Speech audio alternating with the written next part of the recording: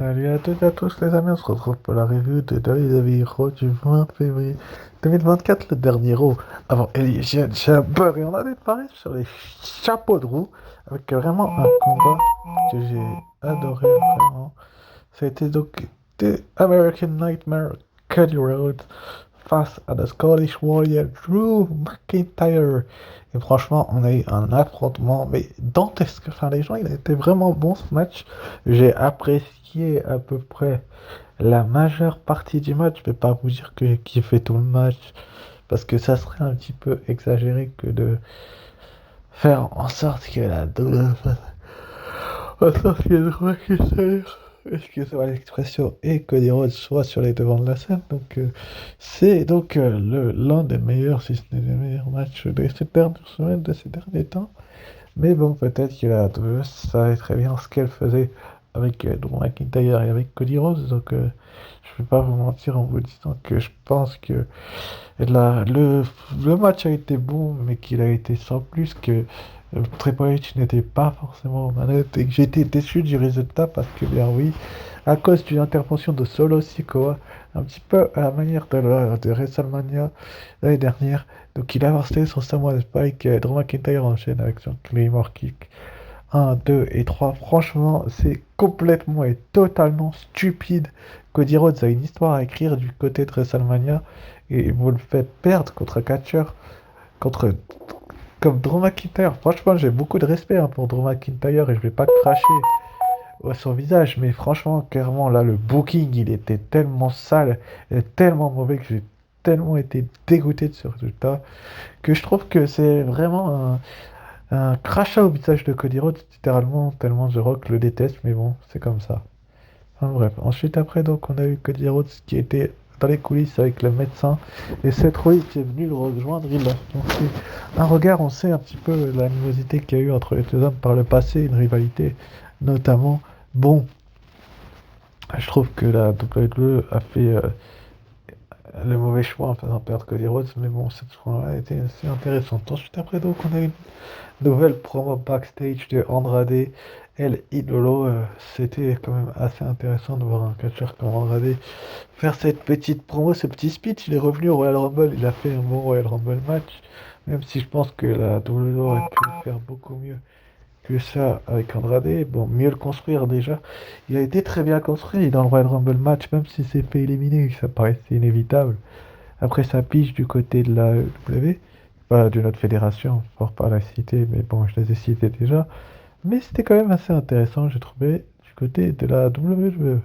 Donc, ensuite, après, pour la dernière place, pour le Elimination Chamber féminin, on a eu le Last Chance Battle Royale. Donc, on avait dedans Zelina Vega, Zoe Stark, Chelsea Green, Shayna Baszler, Alba Fire, Ila Dawn, Michin Miaim, Katana Chance, Kaden Carter, je crois, B-Fab, Electra Lopez, Maxine Debris, Ivy Knight, Candice LeRae, Indy Hartwell, Natalia Teganov, Valhalla, Xayali, et une revenante qui va finalement faire son retour dans ce combat-là. Mais franchement, ce combat, il a été, comment dire, je vais pas dire qu'il a été bon ou pas bon. Franchement, je ne peux pas critiquer la division féminine du côté de la WWE, même si il y a certains spots ces derniers temps que la WWE aurait pu mieux faire. Oui, certes, il y a eu ce type de bataille royale par le passé, et je trouve qu'il y a beaucoup de batailles royales ces derniers temps, et que la WWE m'a déçu avec autant de batailles royales. Donc, je vais pas vous mentir en disant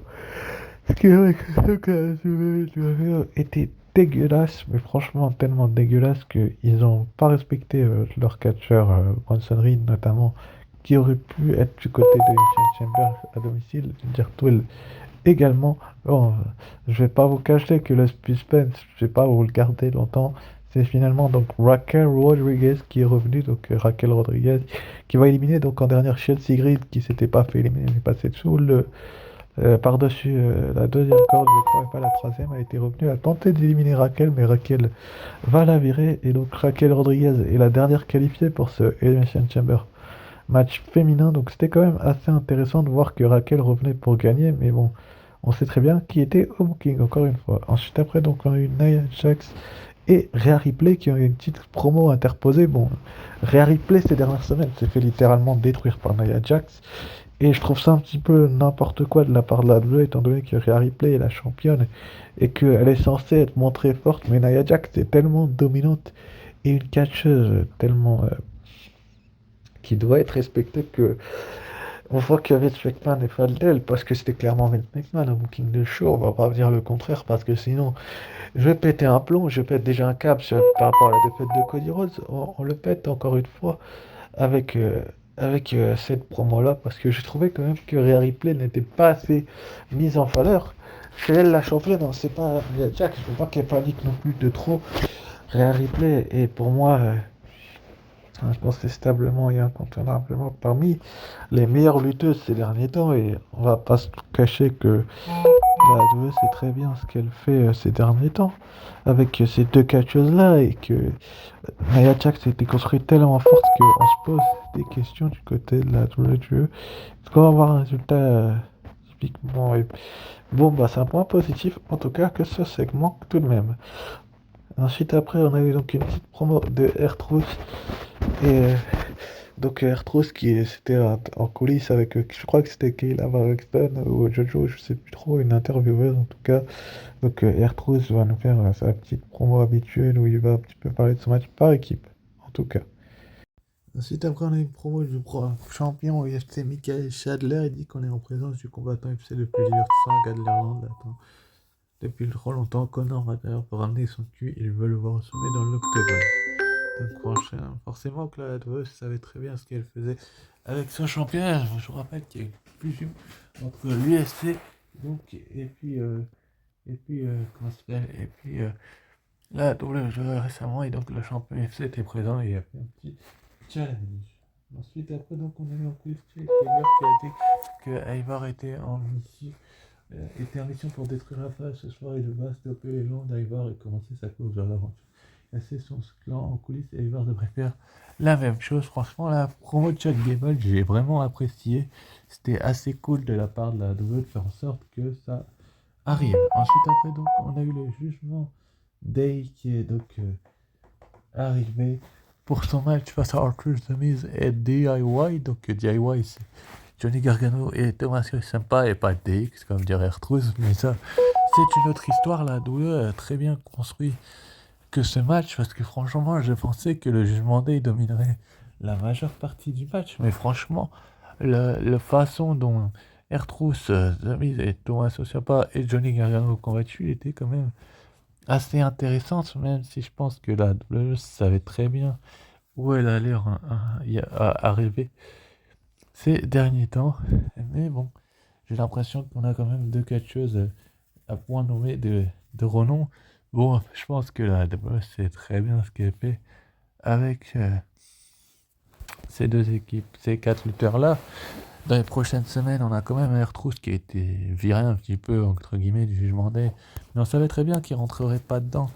Forcément que le résultat de ce match était prévisible et que le Jugement Day allait gagner, étant donné qu'ils sont les titres par équipe de Raw et de SmackDown, donc ils sont champions à contester. Dominique n'a plus le titre et puis JD McDonagh non plus, mais ils sont toujours dans le clan et ils dominent, mais bon, c'est comme ça, les amis. Ensuite, après, du coup, on a une petite promo en coulisses de Jackie Redmond avec Sami Zayn, donc Sami Zayn qui donne la réponse au dernier moment, qui doit appuyer sur pause pour cette histoire de continuité infinie par oui, il ne voyait que le haut, c'est l'aventure, Sami sait qu'il y a un chemin pour lui.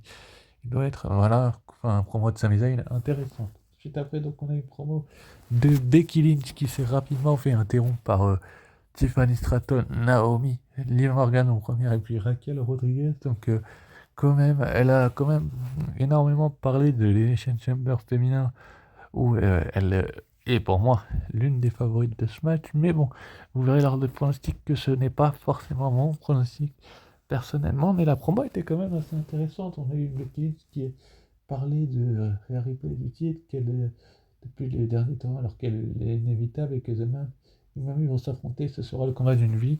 Bon, c'est vrai que Becky Lynch la cherche, Liv Morgan veut sa revanche, bien évidemment. Le Revenge Tour de Liv Morgan est en marche. On a également Raquel Rodriguez, Naomi qui vient de revenir, et puis Tiffany Stratton qui vient d'arriver, qui sont quand même assez intéressantes comme lutteuses, et qui pour moi avait aussi et franchement, il y a eu de bons arguments dans ce segment-là. C'est un point positif que le segment en lui-même, entre les 6 participantes, hein, je vais vous dire tout de suite, que le segment en lui-même était très bon. Finalement, ça va partir en bagarre générale et finalement, qui va se pointer? Nia Jax. Elle été type force et elle va arriver, elle va détruire tout le monde. Nia Jax, elle va tout gâcher le segment parce que le segment en lui-même était bon. Mais franchement, Nia Jax, elle est arrivée, elle a écrasé tout le monde. Et je trouve ça totalement stupide. Franchement, il n'y a pas de sens de faire en sorte que Nia Jax détruise tout le monde alors qu'elle n'a pas besoin de ce type de choses-là pour montrer sa domination. Enfin, franchement, c'est n'importe quoi. Ensuite, après, on a eu donc Ivar contre Chad Gable. Encore une fois, un match qu'on a revu et revu. Et je trouve ça trop. C'est trop WWE. Clairement, c'est trop. Ils en font trop. Ils forcent trop avec Ivar. Ils forcent trop avec Chad Gable. Et leur rivalité à la noix, franchement, j'ai l'impression que la WWE se répète un petit peu trop ces dernières semaines et que clairement ils cherchent des rivalités pour la route vers WrestleMania. Bon, Ivar avait battu Chad Gable et Chad Gable a pris sa revanche là, sans intervention, mais bon, j'ai l'impression qu'il va falloir arrêter cette rivalité. Il va falloir donner peut-être à WrestleMania à Chad Gable. Ce serait beau pour lui, franchement. C'est un catcheur qui est pas assez respecté pour moi, Chad Gable. Et franchement, le match avec Ivar n'a été franchement d'aucune utilité. Il était totalement dégueulasse et un petit peu raté. Mais bon, je trouve qu'il quand même il y a eu des bons trucs, mais qu'il y avait mieux à faire avec Ivar, bien évidemment. Mais bon, bien évidemment que quand quelqu'un est au King, ça n'a aucun sens que l'autre personne n'y soit pas. Bon, finalement, avec sa souplex, avec un Kellogg, pardon, un Chad Gable va remporter la victoire. Bravo à lui, au passage, parce que c'était pas simple du tout de battre un catcheur du type d'Ivar, qui pour moi est gros, balèze, etc., etc. Mais bon, c'est comme ça, on a une promo du New Day, mais ça je passe. Et puis Drew McIntyre, donc on va revenir à la promo de Shinsuke Nakamura qui lui va répondre donc à Sami Zayn sur enfin, la promo du New Day, je vous en parlerai en fin de vidéo. Qui a un impact sur le show de la semaine prochaine. On a une promo donc de Nakamura en coulisses qui dit que Sami Zayn peut être un aspirant, mais avant un combattant doit se battre, un combattant ne va pas se plaindre. C'est vrai que Sami Zayn se plaint beaucoup et que voilà quoi, mais c'est un point neutre. Là, on a eu enfin le main event. Pour moi, le pire match du show, c'est pas celui-là, il a été très bon, hein. Mais la pire fin de show de l'histoire d'Euro, pour moi, ça a été celle-là, Jey Uso contre The Ring General Gunter pour le championnat intercontinental. Franchement, je trouve ça totalement stupide. Pour la promo de McIntyre, je passe parce que, bon, vous savez très bien son opinion et franchement, c'est un peu couillon. Mais en tout cas, donc, Gunter, Jey Uso. Bon, Jey Uso était à ça, même pas à 3 secondes de remporter le titre intercontinental, quoi. Et un changement de plan inconnu, sorti de nulle part, va donc mettre sur les devants de la scène que tout simplement bah, Jey Uso ait pas besoin de ça, quoi. Franchement, le changement de plan, il n'avait aucun sens, aucune logique. J'ai trouvé ça stupide en fait de changer ce plan-là à la dernière minute, mais ça c'est Vince McMahon encore une fois. Finalement, rien. Donc Gunther va conserver son titre grâce à une intervention de Jey Uso et puis un roll-up. Donc Jimmy pardon Uso, franchement, c'est complètement stupide de laisser le titre à Gunther. Mais bon, c'est comme ça, c'est Jimmy Uso et l'attaque qui a eu lieu, bien évidemment, sur son frère Jake. Et bon, voilà les horaires pour Elimination Chamber, pour ceux qui habitent je ne sais où, il y a l'Australien, l'Eastern, le Centre, le Montagne, le Pacifique et la Voyane. Donc là, vous avez tous les horaires pour le pay-per-view, donc ne me les demandez plus. Ils sont tous indiqués là, lors des pronostics du pay-per-view, je les indiquerai, bien évidemment. Et donc, pour ce qui est de la promo du New Day, donc ils ont défié Imperium dans un street fight pour la semaine prochaine. Donc, Ludwig Kaiser et Giovanni Vinci contre Kofi Kingston et Xavier Woods, ça sera ce lundi du côté de WWE Raw. Ça va être vraiment intéressant de voir ce match, même si on l'a vu maintes et maintes fois là aussi. Mais la WWE c'est très bien ce qu'elle fait. On aura également une revanche de la semaine dernière entre Sami Zayn et Shinsuke Nakamura. Pour moi, bah, la rivalité dure depuis trop peu pour moi. Et entre Zayn et Nakamura, pour moi, elle dure depuis beaucoup trop peu. Mais bon, la WWE c'est très bien ce qu'elle fait. Zayn, est-ce qu'il va encore perdre? Est-ce que Nakamura va encore le battre? Est-ce qu'on va avoir une intervention comme la semaine dernière de certaines personnes. Elles seront peut-être espionnantes à ce moment-là, on verra bien. Mais ce qui est sûr, c'est que Zayn et Nakamura vont être vraiment mis sur le devant de la scène dans les prochaines semaines et qu'ils vont s'affronter la semaine prochaine dans le main event. Bon, pour ce qui est de l'attaque de la Bloodline, je préfère même pas en parler parce que c'est totalement con. Donc n'hésitez pas à liker, commenter, vous abonner, vous connaissez comme d'habitude. Et donc on se retrouve pour la review de NXT et les pronostics d'Elimination Chamber. Ciao bye et à très vite pour une nouvelle vidéo. Ciao bye.